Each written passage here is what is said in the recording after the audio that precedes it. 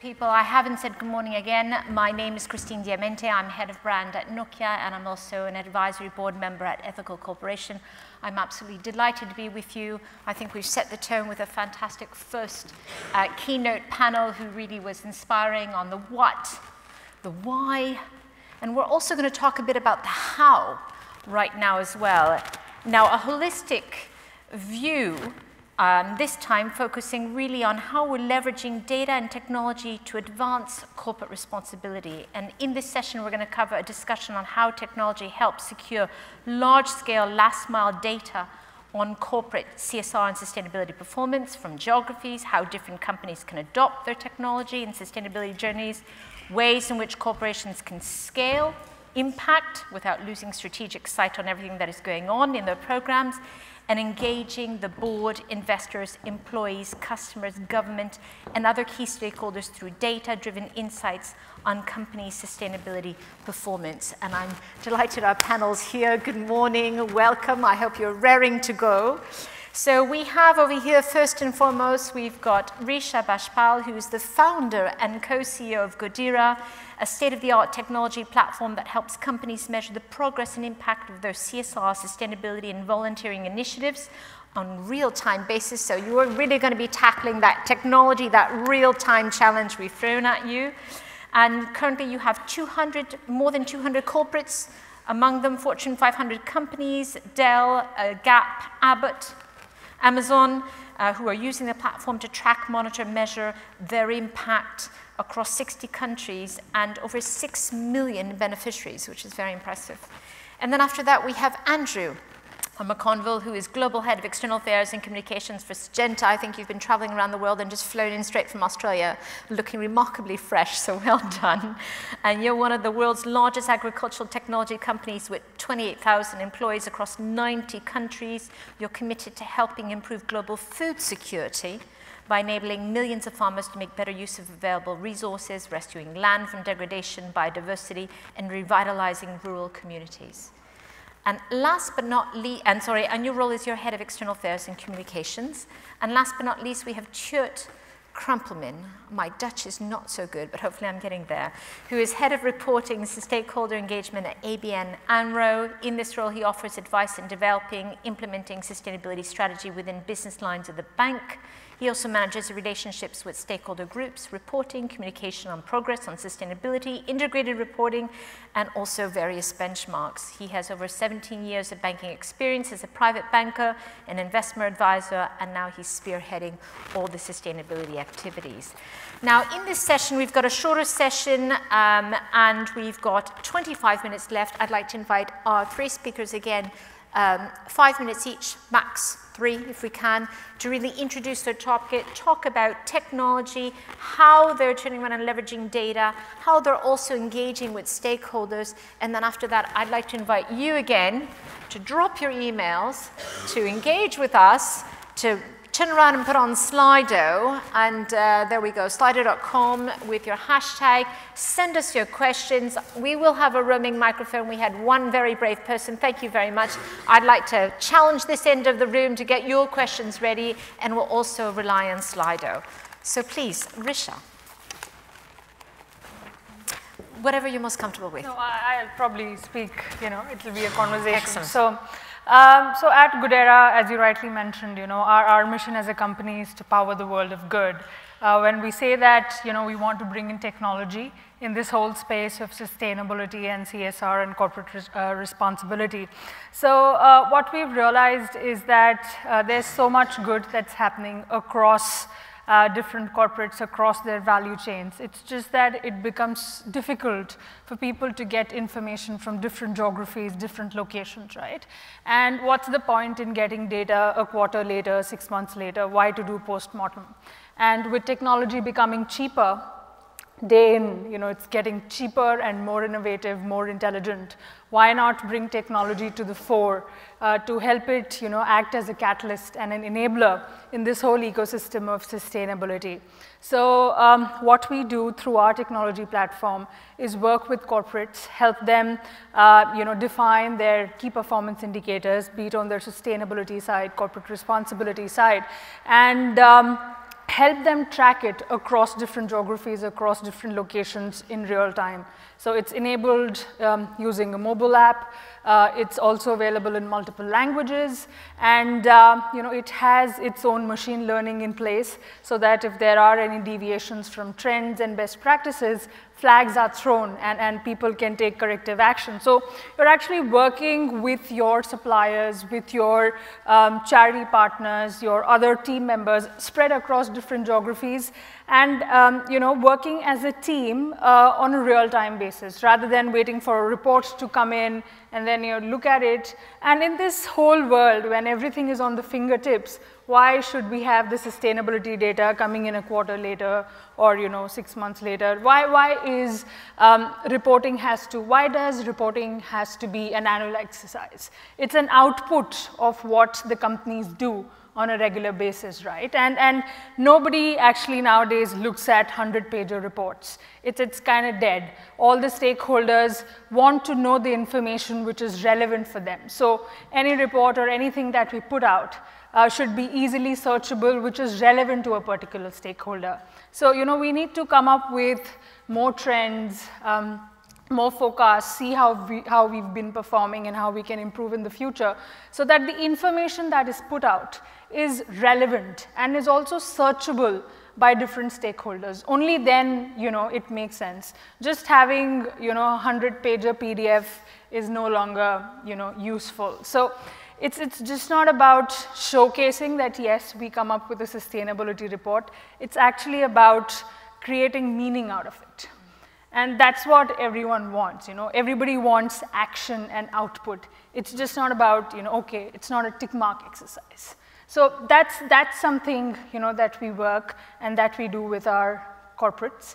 And we strongly want to bring in technology because I think this is the only function in the whole corporate, ecosystem which is sort of untouched by technology. The sales and marketing function has CRM, HR has HRIs, finance has systems. Why should this, function be deprived of technology when it can do, great wonders?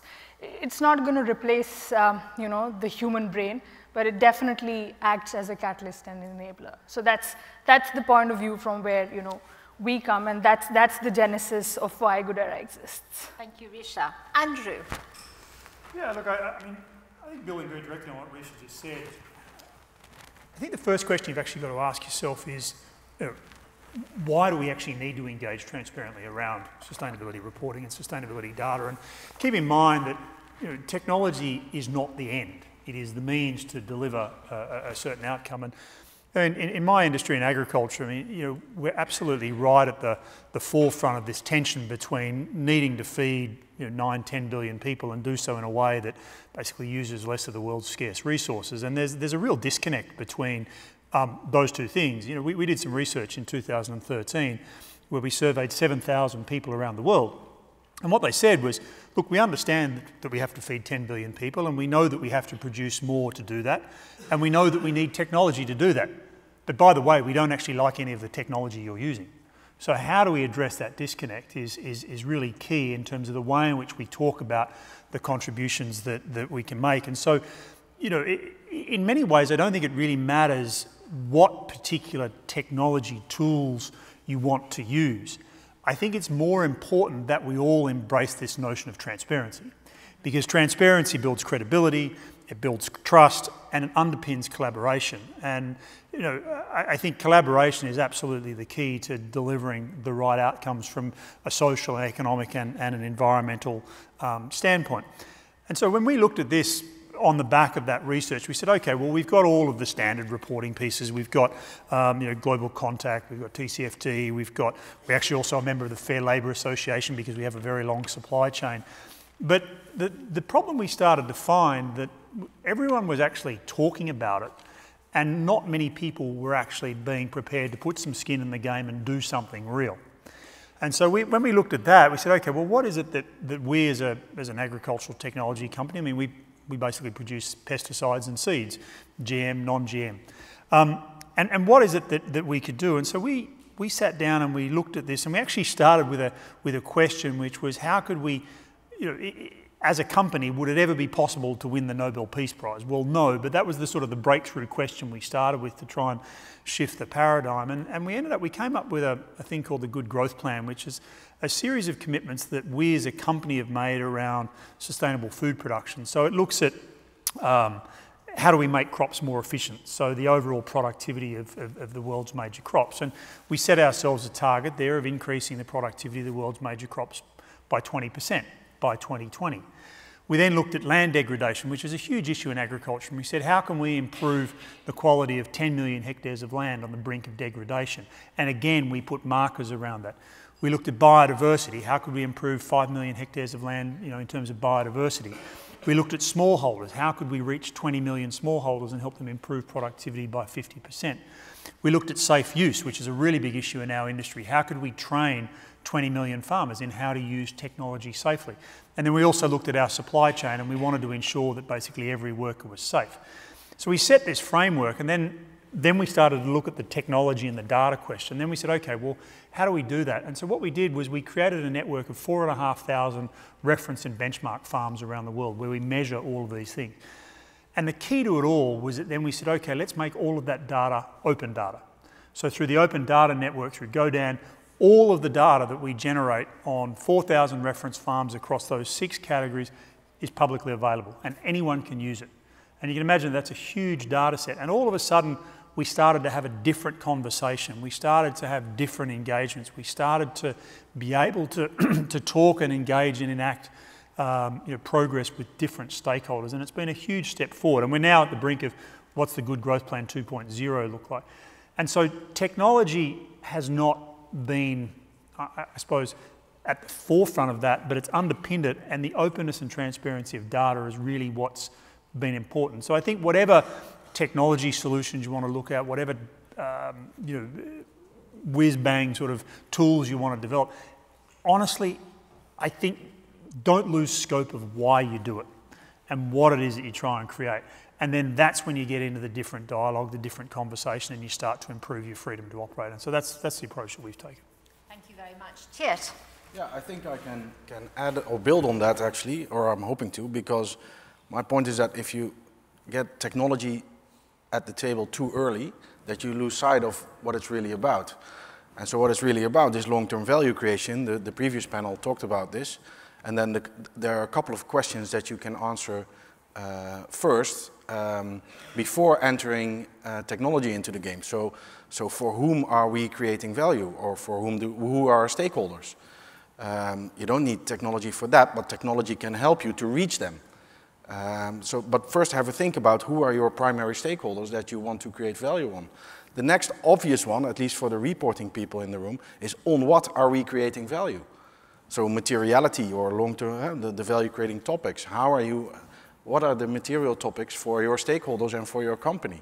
You can use technology to assess that. We've worked with Data Maran. I think they're in the room. I saw Saskia, I think, already. Where are you? Well, doesn't matter. But we use Data Maran as a tool. But after we had some internal debates on what could be value-creating topics. And then after that, you need to work on these topics, and you need to show how you are creating value. And that's reporting.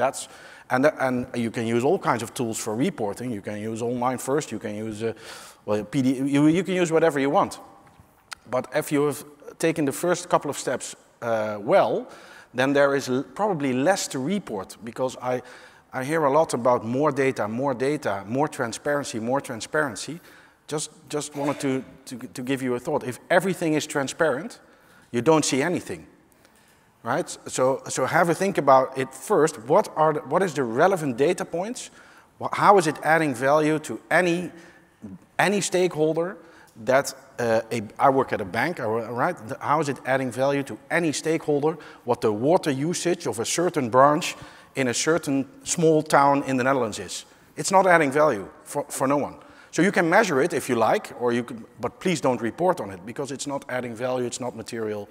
So I would suggest to get technology at the table, but first think about the harder questions yourself. Thank you. So Ladies and gentlemen, we've got 3 examples over here. Technology is being leveled. We've got, we've got the expert here in the room, Risha, who's really driving it forward, and it's very exciting to see. We've got Andrew, who's using technology to reach out to stakeholders. And Tjeerd, I think you admitted to me in a previous conversation that you're still in the early phases of technology adoption. But now let's just go to that question of stakeholder engagement. And what I'd like to say is, Andrew, you've talked about your open data initiative. Can you give me an example of how this allowed you to engage with a new type of stakeholder? So for us, everyone is looking to say, how can we make an acre of land more productive? And most of that actually is not about the tools that we have, it's how do you actually make better decisions. And so what the open data has allowed us to do is to actually have different stakeholders who might not have the reach of a company like ours, 90 countries, 30,000 employees, to actually start to be able to use data in the same way that we do to inform their decision making and to make better decisions, whether it be on farm or through the value chain. So, and often what happens, we don't know necessarily who uses that data because it's equally accessible to everyone.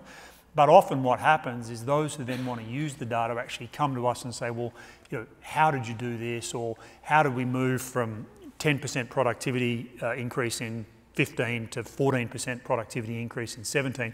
What was driving that on the reference farms, on the benchmark farms? So it actually just starts a conversation. And what we've found is that we've actually had a lot more, particularly NGOs and farmer groups come to us and say, well, how can we actually engage with you? So I think it's through improved decision making and using our scale and scope, which has then empowered perhaps people who wouldn't necessarily or wouldn't be otherwise empowered to actually start to make a contribution as well. And then what they've said is, okay, well that's great, but now can we work with you as part of that process? So it really has driven a completely different dialogue right across the spectrum, whether it be from a technology standpoint, a regulatory standpoint, a productivity standpoint, or in my sphere, a reputation standpoint. It's changed the dialogue completely.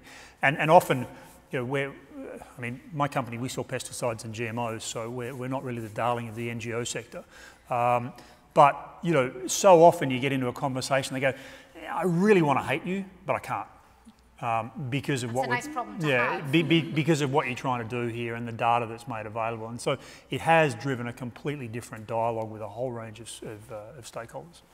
Now, Risha, very clearly technology for you, it's a catalyst, it's an enabler, it's all the above. You've even challenged to say, reporting should be real time. It should be happening all the time.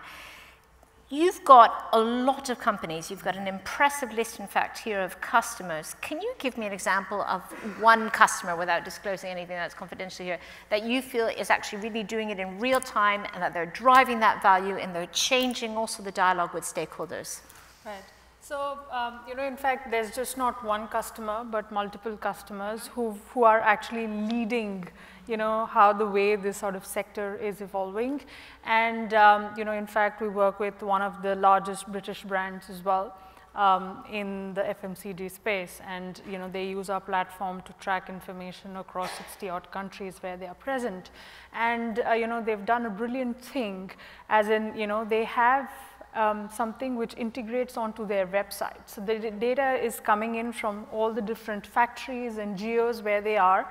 And then, they have an approval mechanism for sure because it's integrated to their website. But then they have created sections which are relevant to their stakeholders, from consumers to investors, even to their employees, because nowadays, how socially responsible is a company, that matters for the employees as well, right? So it took in some effort to get everybody synchronized. So as both of them mentioned, that materiality of the data is very important. It just can't be garbage in, garbage out. It has to make sense to different stakeholders.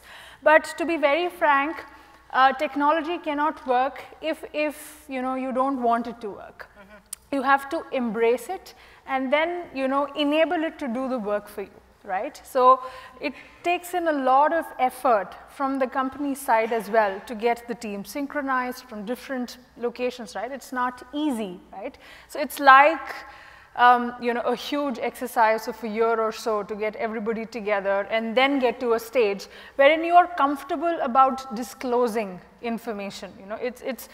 It's about also showcasing that, we are confident of what we are communicating. Yes, all the things may not be right, but, we are confident that we are on the right track. If we are not performing well on certain ESG parameters, we will improve, but we want our stakeholders to know.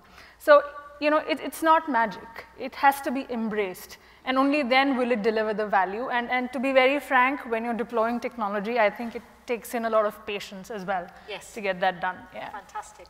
Yeah. Ladies and gentlemen, before I ask the last question to you, please get your Slido ready, your questions. I see there's some questions over there, so I'll make this very quick.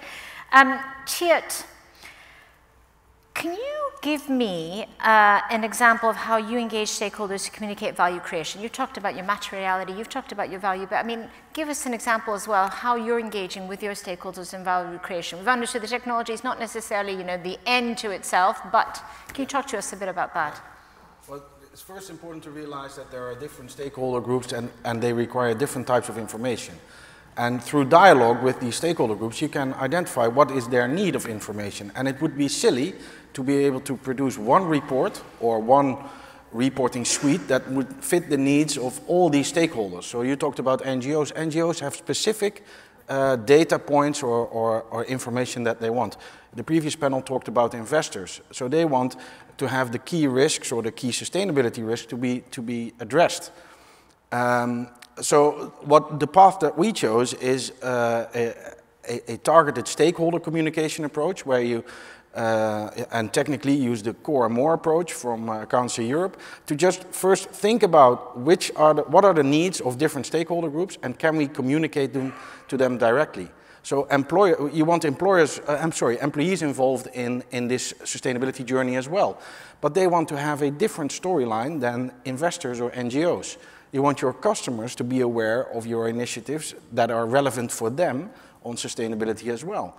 So we through dialogue and through materiality assessments and through all these exercises, we first thought of what is material information for which stakeholder group.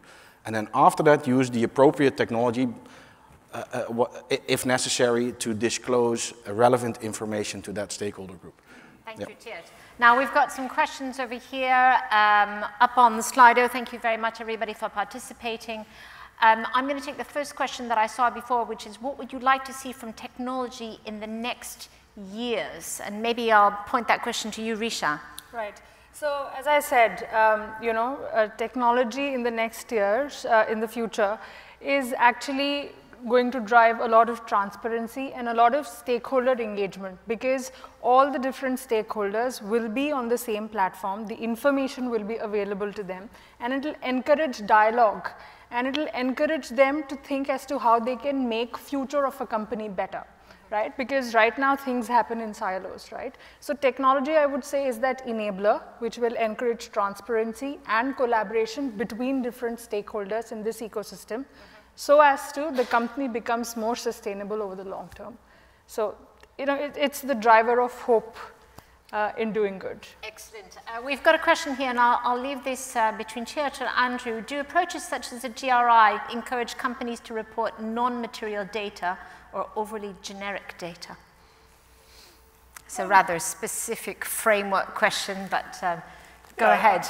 Certainly, I think the GRI is extremely important, and I would see it as a necessary but not a sufficient condition, because there is a risk, and that's why we sort of embarked also on the Good Growth Plan, that it does become reasonably generic and it does become a little bit of a tick-the-box exercise. So we incorporate that with the Good Growth Plan reporting, with the FLA reporting, and a bunch of other reporting initiatives. So it's one part. I think it's very important because it gives the credibility, absolutely, and it gives the visibility. And again, it allows you to have different conversations with different groups. But I don't think it is sufficient. So I think there is a risk that it does become generic. So I think it's something you must do, but you also must do more. And one could say the same thing about the SDGs as well, in terms of how do you report against the SDGs. So we track all of the elements of the Good Growth Plan against each of the SDGs. But again, that's not enough in and of itself. So I think what we have to do is look at a suite of reporting initiatives that allows different stakeholders, if you like, to cherry pick what's relevant to them. And I think you have to set a base of which things like the GRI are part, and then work out what else do you need to do in order to engage your stakeholders, to build the trust, and again, think about why is it that we're reporting, why is it that we're using technology to be transparent, and keep our eye on that. Can I add a little to that? I was going to say, Chid, what I'd love is for you to add a little of that, and also we do a quick round of closing comments. Sure. I'll combine the two, right? Okay, thank you. For frameworks, I think it's the same as on these disclosures. I think ask your stakeholders if, and they will say yes, they will want comparable data. So they will, specifically investors, they will want to, if you are disclosing CO2 data, they will not want you to have your own definition of CO2. They will want you to use comparable data within the sector. And that's where frameworks really can contribute, but not too early. So if you start off by saying, okay, I'll report with this and this framework in mind, then you are losing sight of why you are actually reporting. And I think that's similar with technology. If you say, well, I have this new tool and I can disclose 1 million numbers every day, then who are you actually serving? I think that would be my key message, to keep thinking, how is it adding value to the strategy of the company? How is it creating value and for which stakeholder? And which information is then relevant to disclose, and what is the best way to disclose it? I think that would be key for me. Thank you. Andrew, closing comments, please. Just what he said. No, I think absolutely. Keep in mind, why are we doing this? Never lose sight of that. It's a bit like the media relations. The media is a channel through which you engage a stakeholder. It's the same here as well. Why is it that we need to report this data? Who are we trying to engage with? What are our FTO challenges? What are our license to operate challenges? And then, what are the expectations of the different stakeholders to build the trust necessary for us to basically continue operating, and then use technology as the tool to allow you to do that. And in doing so, make sure that you've got some skin in the game, because if you don't, you just won't be credible. Right, so I agree to both of them, and I just want to say that reporting is just a byproduct. Yeah. The company has to become sustainable, which means the company has to imbibe the elements of ESG and embed it into the way they are doing business. And all the various frameworks are just guiding principles. It has to be, as per the various stakeholders that you'd like to interact with. And technology is just an enabler. So in the end, the objective is to integrate sustainability into the normal course of business. It should not be looked at something different. It has to be part of the business. Everything else is to communicate and make things look good. Once it is integrated into a company's DNA, everything else will be taken care of. Ladies and gentlemen, I couldn't have summarized it better than Risha by saying technology is an enabler, and it is a fantastic way of engaging with stakeholders. I've been inspired. Thank you so much, Tjeerd, Andrew, Risha. Thank you, all of you.